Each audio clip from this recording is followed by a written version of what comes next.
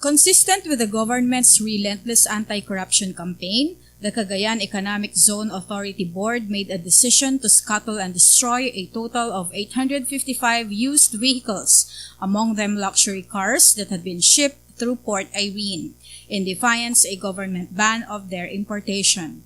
This will send out the message that CEZA does not and will never again tolerate or condone or encourage smuggling or wrongdoing of any kind at the Freeport. The 14 contraband vehicles condemned through public destruction, witnessed by no less than President Rodrigo R Duterte, includes one Porsche 911 G3, one Maserati Quattroporte, one BMW Alpina B12, one BMW Z1, one Opel Manta, one Renault R5, and 8 Mercedes-Benz. This condemnation of these smuggled vehicles demonstrates our firm stand to put an end to a long-standing societal disease that has eroded public trust and tainted the government's sincerity to deliver equitable social services. The destruction of these contraband luxury vehicles signifies a strong resolve to restore good governance, preserve our nation's dignity, and safeguard our people's welfare.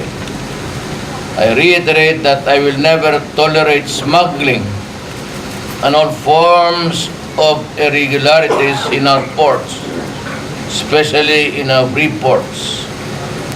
Illegal practices will be dealt with to ensure that every department, agency, and instrumentality of government is free from corruption. To this end, we will continue to persevere in bringing transformative change so we can build a foundation of our nations and seizing sustainable growth. The confiscation of these luxury cars implies that there is still a lot of work to be done until we can give our people the stronger and more progressive nation they deserve. Together, let us fight for a better government and for a better Philippines that will last generation.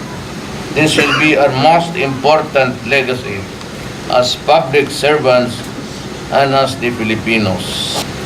Maraming salamat po at mabuhay kayong lahat. Vanch Padilla, Shareable News TV.